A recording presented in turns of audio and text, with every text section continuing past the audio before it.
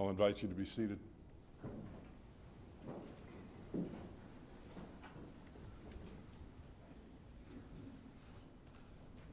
We light this candle for our grief.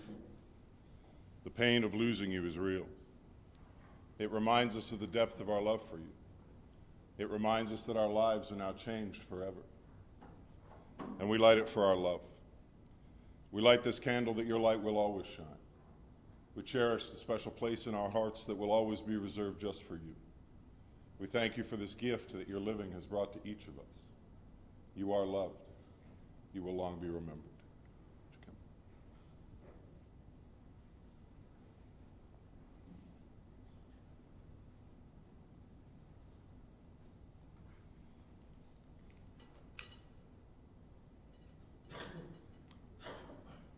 Thank you so much. Well, I welcome you today. My name is Philip Smith. I'm honored to be the funeral celebrant as we gather in this space to remember Isobel Campbell. But for most joining us here today, she will either be your mom or your grandmother, your mother-in-law, your friend, your co-worker, or your wonderful neighbor. Yet no matter the title or the name she held to you, we gather together in this space designed for remembrance, to hold space for her time with us, to share in our memories of this vibrant life that she has lived. And as we join our hearts and lives together, we do not simply do so to remember Isobel, but to bring strength to her family today as well. Her loving sons, Ian and his wife, Leona, Craig and his wife, Autumn, her loving daughter, Leanne, as well as some of Grandma's favorite people, James and Adamina, her loving siblings, Ann and Jim, along with each of those lives that make up the extended branches of this family tree, the friends, the neighbors, the co-workers, the companions that have lived richer lives for having shared them alongside her. Today we also pause to reflect on those lives who have shared this journey with Isobel and yet have journeyed on. Her loving husband and partner for their journey shared, her Ian. Her loving mother, Ann, and her father, Charles. Her loving sibling, Margaret. Each life now reunited with Isobel beyond our sight and for eternity yet to come. And on behalf of the family, allow me to thank you for taking this time to be here today. These are our moments to stop and take this time to honor this life and the meaning that she's brought to each one of you. We're here today to hear the thoughts, better understand the values that allowed her to love, care, and support for this family for some 79 very well-lived years. And as we come together, we demonstrate our care and support of this family today as well. And my hope would be that that would continue on beyond today as they step forward into their days to come also. As we move forward in our time shared together, I'm going to invite Isobel's sister Ann to come and share her thoughts and a couple readings with us today. Would you come, dear?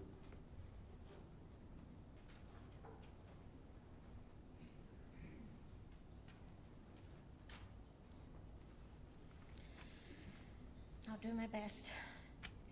Isobel, I know you're listening. It's your wee sister here and your goddaughter Stephanie. The rest of the family are here and they're watching, or they're watching from afar. I want you to know one last time that you are my hero, my everything. I could not be prouder being your sister. I'll love you and will miss you every day of my life. Here's a few promises I've made since you left me. Isobel, I promise I'll find someone here that will allow me to call them at 7 o'clock every morning and have a good old blather like you and I did for years. I promise to watch CNN and protest loudly about what's going on in our world. I promise to cheer for the Dallas Cowboys, even although I don't know a thing about touchdowns. I promise to shop for bargains and take all the free stuff, even although I don't like them. And don't worry, Isobel, shampoos, conditioners, and creams are a given from each hotel. I promise I'll always remain strong in heart, mind, and body, like you always did, no matter what. Most of all, I promise to look after your 3 precious children and be their guiding light. You've left huge footprints, Isobel, for us to follow, and we'll do our best to fill them.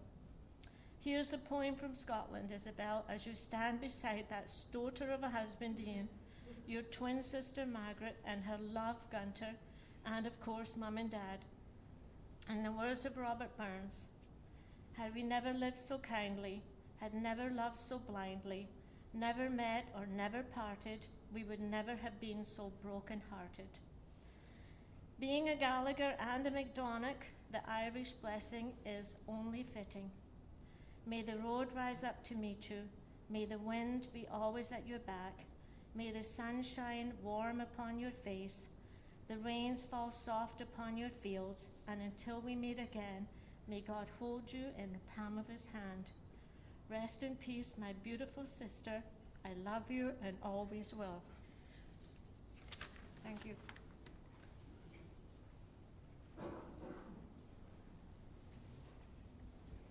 Thank you for the beauty of those words, Anne. It's been said that a parent's love is the quiet, steady force that shapes a life. Present in the grand gestures and the smallest kindnesses. Found within the lessons taught and the ones that are simply lived. It is in the gentle touch on a fevered brow, the reassuring voice in the face of uncertainty, the unwavering belief in who we are and who we all might become. Parents nurture not just with their hands, but with their hearts. They pour their strength, their wisdom, and their love into us. Yet often in ways we may only come to fully understand as our years unfold. More than simply caretakers, they are the first example of love, and love given freely, without condition or without demand. Through them, we learn what it means to share a life with another, to stand beside someone through joy and hardships, and to weather the storms of time with grace and devotion. And in their love for each other, we glimpse the blueprint of a bond that endures, teaching us not just how to love, but how to hold on to that love through the changing seasons of a life as well. And now, as you walk without Isobel's physical presence in your life, you carry her in a different way. In the echoes of her words, in the steadying wisdom that she has left behind, in the warmth of a lesson recalled just when you need it most. She is now seen in the ways you comfort others, in the way you weather your own challenges, and in the ways you love as she has loved you all. Though her hands no longer guide you as they once did, her presence lingers in the memory, in the legacy, in the very fabric of who you have all become. She has prepared you even for this.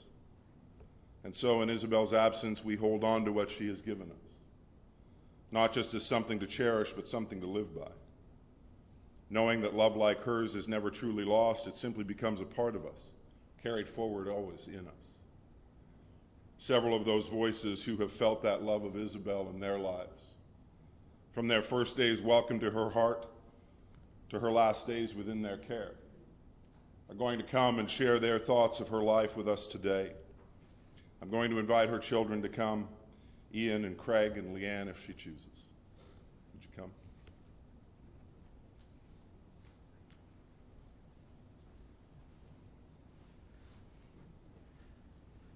All right.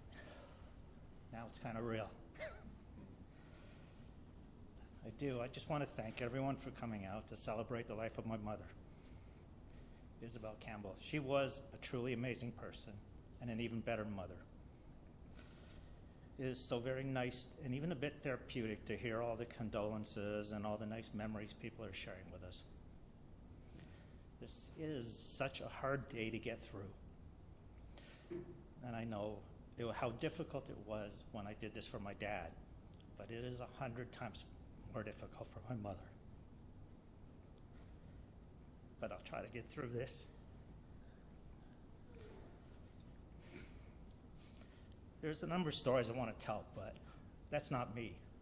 I know my brother is a much better storyteller than I, so I will leave those for him. But what I can say is, I already miss her, and I miss her for 1,000,001 reasons, most of which I'm going to keep to myself. But there is something that bothered me this past weekend. I didn't make it down in time to hear it one last time, but I want to have you play along with me for just a minute.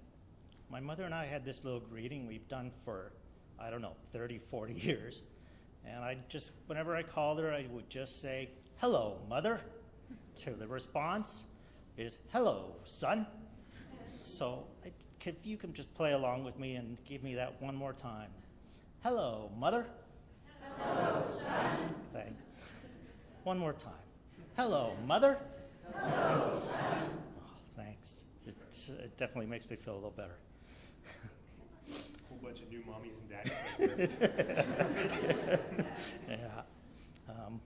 One other thing, you have to make me a promise. Don't ever tell my mom this, because she will deny it ever happened. But to this day, it just makes my brother and I laugh. And I'm going to kind of pull this out. I'm just going to whack him. And don't worry, Lan. I've got the other one just for you. Now, just imagine growing up and being absolutely fearful of this little soft-sided slipper. But you know what? It always came with, just wait till your dad gets home. But all kidding aside, our parents were awesome, and we couldn't have asked for better. And after Dad died way too many years ago now, Mom just kind of stepped up her game. She was always our family glue. I may have been 4 hours away in Ottawa, but I always had a home to come back to.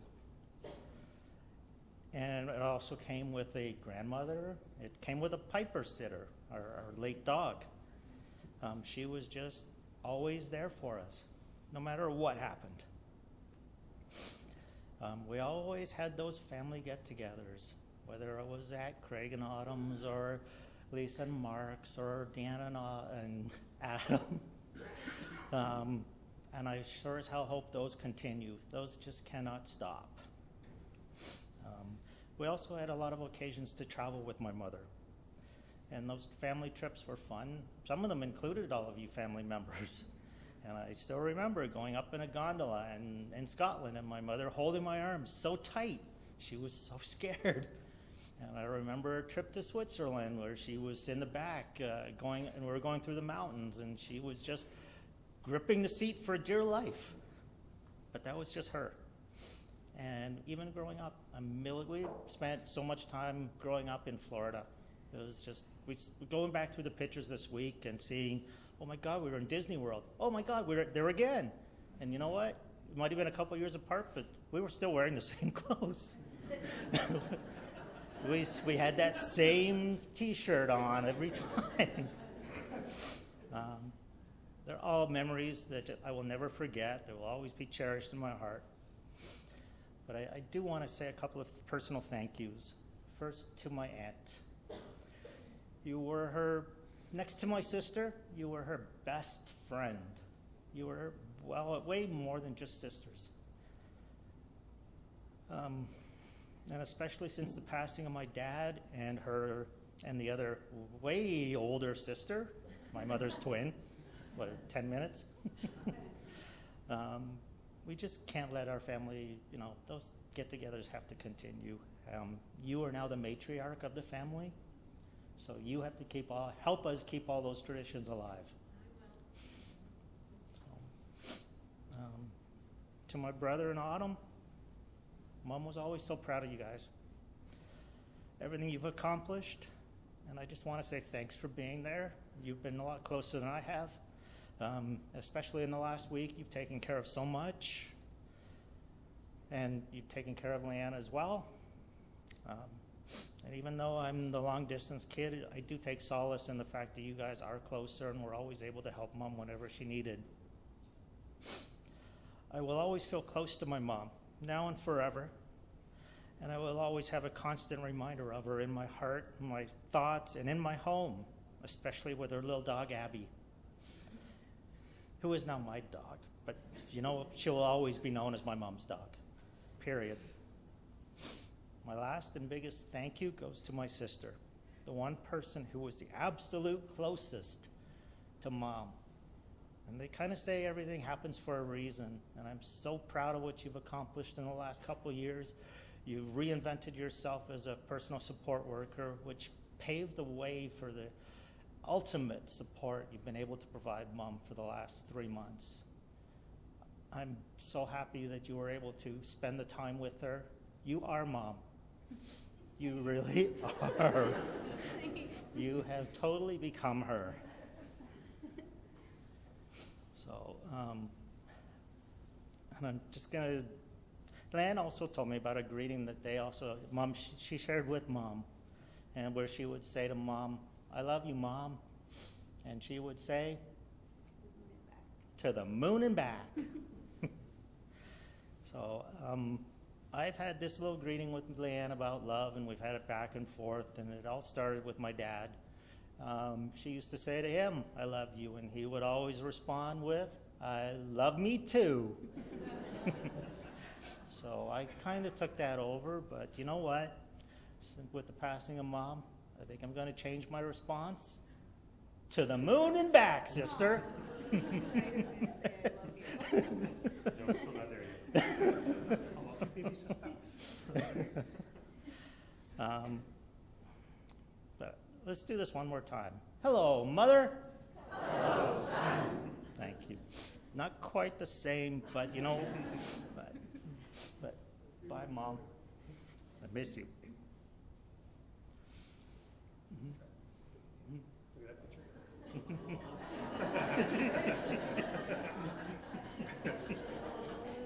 Look at that picture. Look at that one.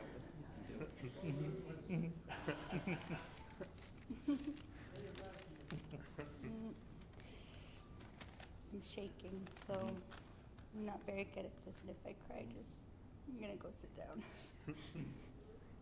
Oh gosh, okay. I don't know if I can do this.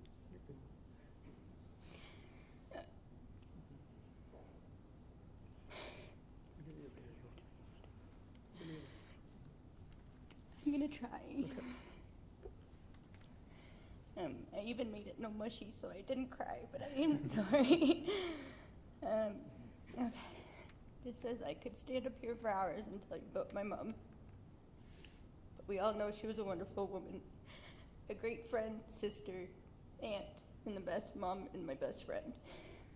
We traveled together, dance nights away, ate all of the food. She even went to a foam party with me. By the end of the trips, all the people we had met were calling her Mama too. From lady weekends, spa days or masks at home, shopping, watching Coronation Street or her favorite, the news, family dinners, her helping me with my garden and making my house feel like my home. She pushed me in career changes, going back to school, always believing in me when I didn't in myself. Our 7 a.m. phone calls that I clearly had to fight with my aunt to get to first. Just to talk, or I'd call just to tell her how pretty the sky looked that day so she could get up and see it with me. When I worked evenings and the weather was bad, she would call me just so I didn't need to drive home alone, making sure I got into the house before saying goodnight.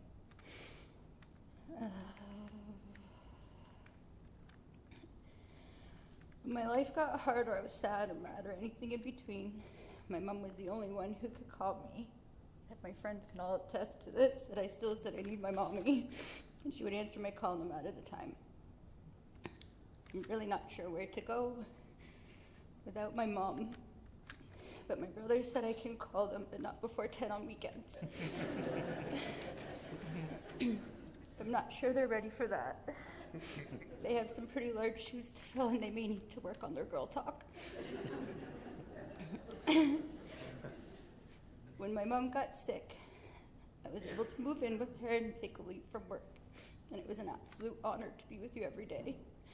As hard as it was to see the illness take a little more each day, I can tell you Mom's beautiful smile was still there every day.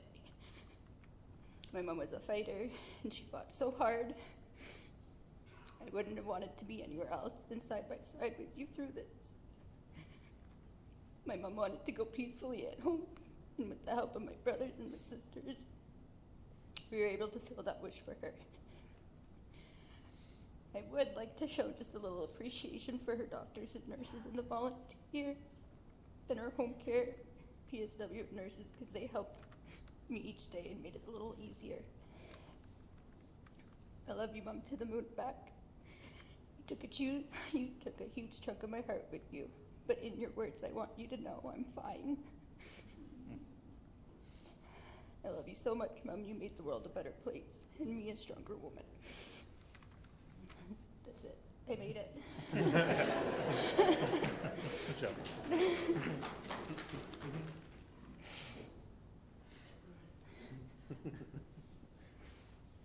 I don't think I need a microphone.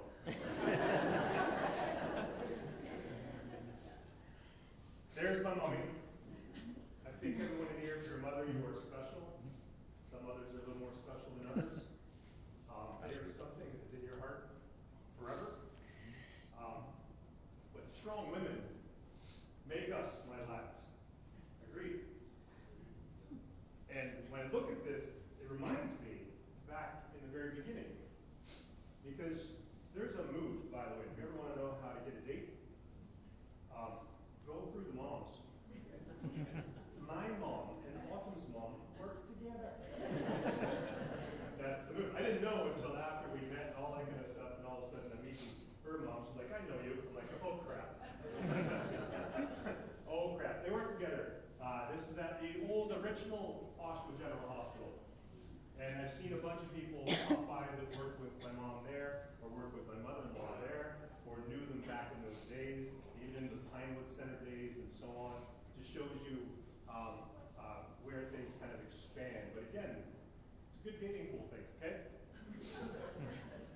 My mom was most definitely a strong woman. The unfortunate part is sometimes you don't realize it until later in life.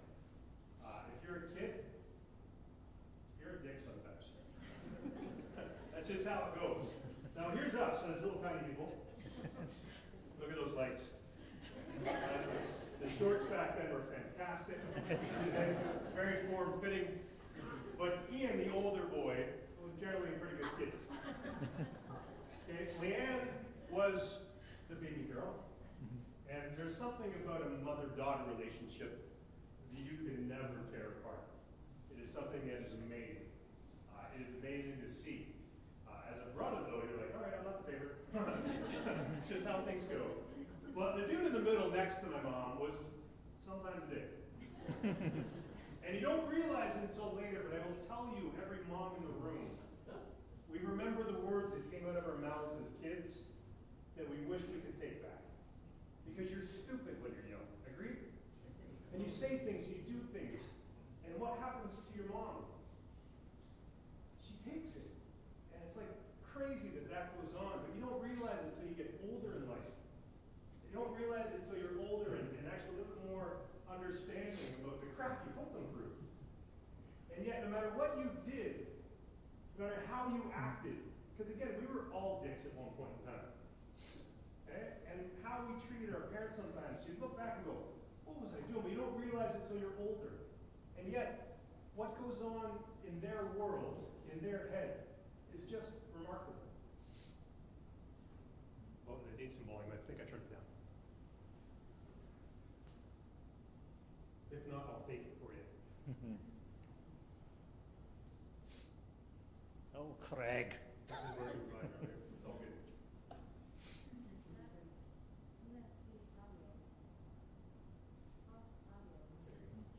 I looked down on you and said, that little boy has grown up to be such an amazing man. He has the perfect personality for what he does. It's communication. He has the perfect personality to be able to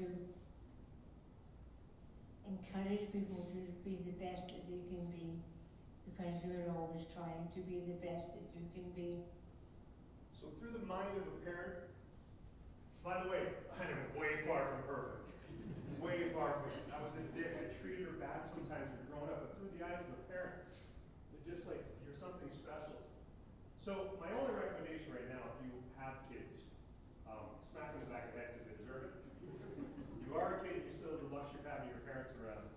Hug them and say you're sorry for some of the things that we did when you were younger. I've said it to my mom a long time ago, like, I can't believe I did that. She goes, I know. That's right, because it's a mom. And moms are special overall. Moms are your protector, no doubt.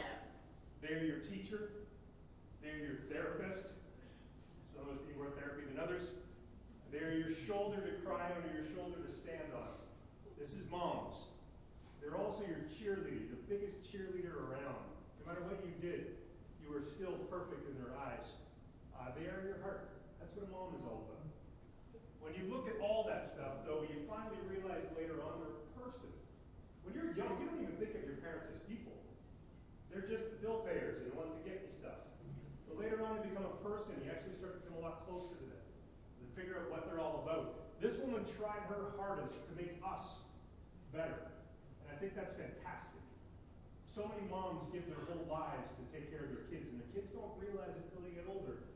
And they should definitely appreciate what's going on there. But you do learn a lot about the person when you can go through their phone now. So we took my mom's phone and I downloaded all 18,000 pictures she had on her phone. And you start going through some of them, and a lot of them are of us over and over. Even our vacations that she wasn't on, she still had it on her phone, because I think I sent it to her once, and she saved it on her phone. Right? It's got it all on there. But you learn a lot. You learn a lot of different things, and Leanne mentioned it. My mom was a phone party lover. There they are, phone party, have a great time. Never knew that. All these people. I don't have any pictures of her in the phone. I think that Leanne took the camera away. That's all good. She was a speedboat navigator. Okay. Also, when you look at it, she was an adventure hiker. Apparently, had to be adventurous because you both had helmets on, Auntie. You're both wearing helmets. She was a bike gang old lady. My mom, I was like, she would never go on a bike. And all of a sudden, look at the picture. She's on a bike. That was Uncle Jim's place. So they're in the Philippines with all the best safety standards ever in the entire world.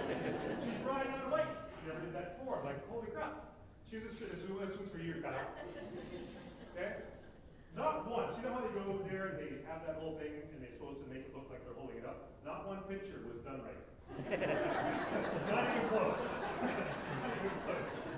Okay? It's awesome. She was a daredevil. She would never do that kind of crap when she was around us, and all of a sudden she's off putting herself, walking across some suspension bridge, a tree-hugging environmentalist. I think she might have been drunk then, by the way. Good chance she might have had a couple drinks in her. Okay? Also, we didn't piss to her once. Once and only once. My arm, I still have the dents in my arm. And that was the ones in Disney World. That's not even like the crazy stuff. She's like, oh my God, she screamed the whole way. It's the best day ever. Okay? And you gotta throw stuff like this. My mom had fun with all of you. She enjoyed your presence, whether you're family or friends. She just had a lot of fun overall and enjoyed it. But I've been thinking, like, where did all this come from? And I go back to this family. That is my mom's family. You can see, there's my wee Auntie Anne at the bottom there. Tiny wee thing. Great haircut, by the way. Okay? That family is where we come from. That's where you learn your roots. That's where you need to appreciate where things happen. But then I started looking at it and go, where did this magnetism of making sure family and friends stay tight? And I realized, I think it's that lady in the middle. That's my Granny Gallagher. That's my mom's mom. And by the way, if you ever heard me do a presentation before, I will mimic my mom constantly. I hope I do it forever. Okay? Well, that's my mom's mom. And that woman was glue for this family. I remember there were some times where I stepped out of line. Remember I told you I was a dick before?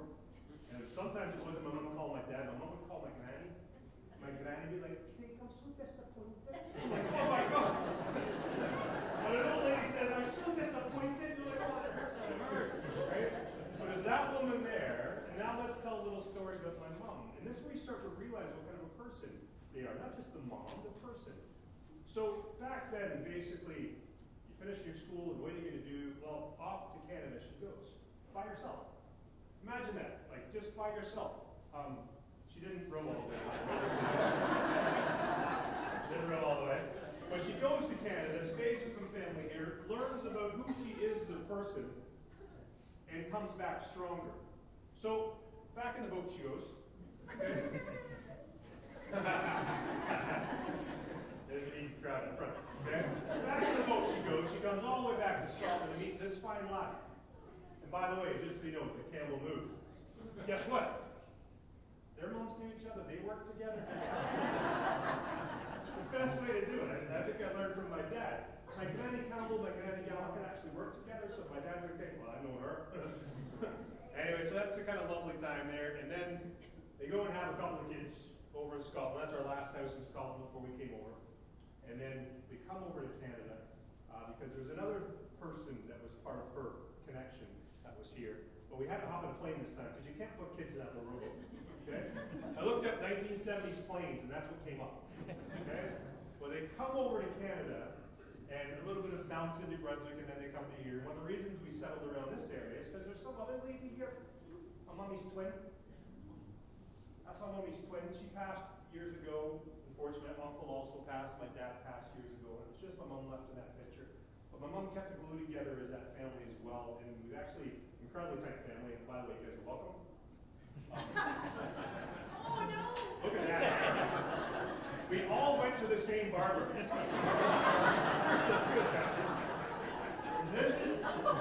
Here's another thing. If you're mean to your parents sometimes, they give you haircuts like this. That's how it goes.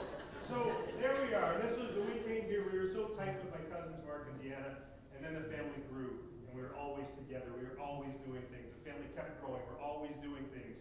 But the glue was definitely our parents. They kept it all together, which was awesome. Then there's one day where my mom's heart was broken because my dad passed away. And that, honestly, just would blow her away. Like, just, I'm thinking, what's my mom going to do? And this is where you realize what kind of person is that. Of course, her heart was broken forever. She talked about it forever to the end. But she reinvented herself. She showed her strength. She went traveling with friends. She had so many different travel partners. She did so many different things. But what happened was we still kept the family together incredibly tight no matter what was going. She just had this whole other life going on, though, that you'd call her and say, what are you doing, Mom? Oh, I got book club, or I got this. I'm going bowling, I'm doing that. I'm like, holy crap, you're a busy woman. Can't wait till I retire so I can go to book club. Okay? But it was always a connection. And right to the very end, and this is where I do turn to my sister and say, she took care of, like, we all tried to do what we can, but my sister took the compassionate leave to be with her that whole time. She was never alone. She wasn't alone from the day she was born, because she's a twin, all the way to the end, she was never alone. And truly, we tried to do as much as we could, right to the very end, which is what you should all do with your parents and your family and so on. Try to do as much as you can. Sometimes we forget. Sometimes you get so busy, and then you realize that sometimes it's too late. Don't make it too late. We were all there, making sure we're spending time with her, making sure she knew it, and all she could do was smile and say how much she loved us.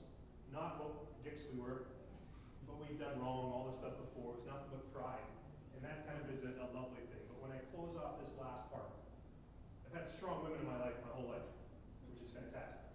Right from that granny being so disappointed, right? All the way through it. My sister, incredibly strong. My wife, who definitely comes from that medical background, explaining all the big words to us. There's a lot of big words when people get sick. And she'd help us understand what it was. And she took my mom to appointments and did all that different stuff. And that's truly another example of how strong a family can be, and how strong a family should be overall. So we look at my mom and all the different areas there, whether it's a daughter, a sister, a friend, a wife, a mother, a grandmother. I see an incredibly strong woman there that I didn't realize until I started getting older. And that's the one thing there, that try and realize it as soon as you possibly can. It means so much to them that they realize what a job they did, because that's truly what it is for all the moms in the room. It's a hell of a job, hardest job in the world. And yet, we sometimes don't say thank you enough. So last thing I want to say to my mom is thank you.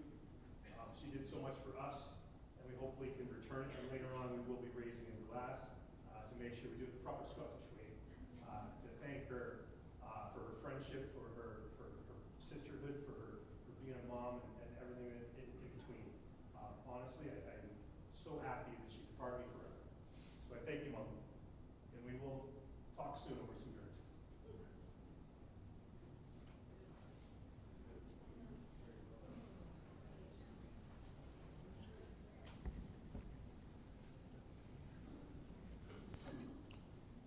allow me to say thank you for sharing those beautiful thoughts of her life with us today, for giving us an understanding of the love that you have shared with her and through her. As I was speaking to the family the other night and we began to talk about Isobel, our goals for today, one of the things we discussed was that simple reality that there wasn't much time between her diagnosis in November and this point which we find ourselves in today. And yet Isobel would give it everything that she had to be able to extend it. She would endure the treatments. She would fight forward with each new day given. She would find that love and care of her family and her friends that would be there to help her fight from day one. Through all those rounds of chemo, and who would be there to support her in the last days shared as she would be surrounded by the love of her family. And when the newness of the day would begin to show on the 24th day of February in 2025, after some 79 beautiful trips around the sun,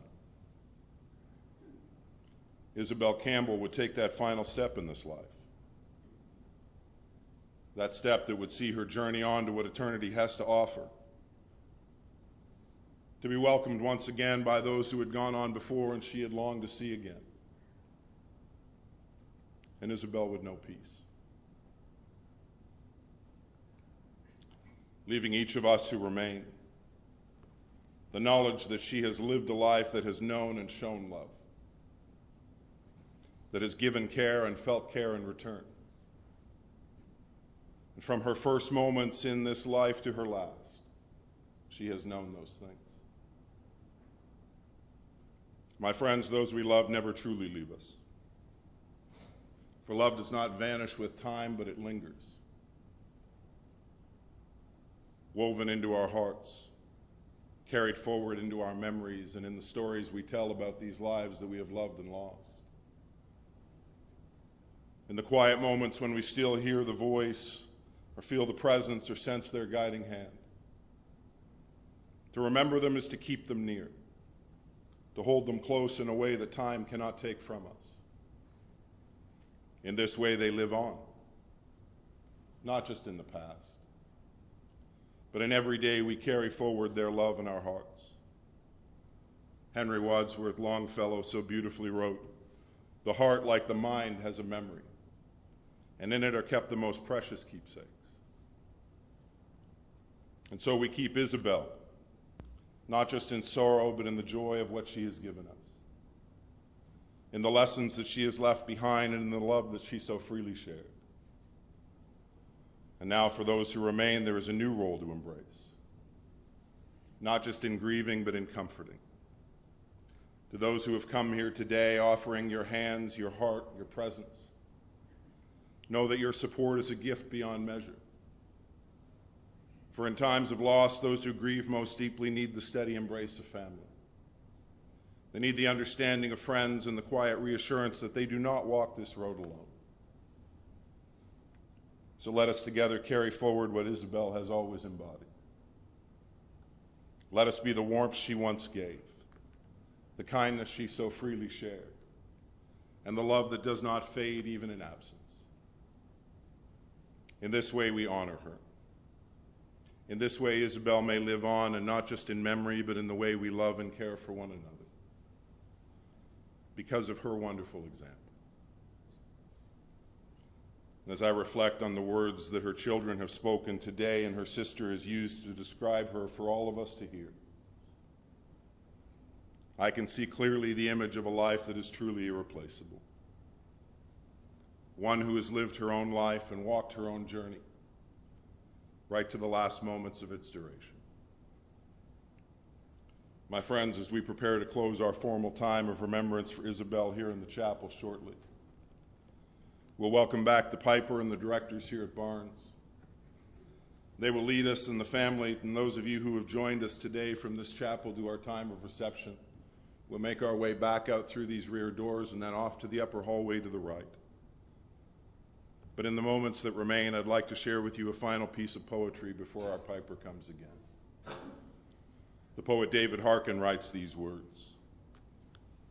He says, "You can shed tears that she is gone, or you can smile because she has lived. You can close your eyes and pray that she will come back, or you can open your eyes and see all that she has left. Your heart can be empty because you can no longer see her, or you can be full of this love that you have shared. You can turn your back on tomorrow and simply live in yesterday, or you can be happy for tomorrow because of yesterday.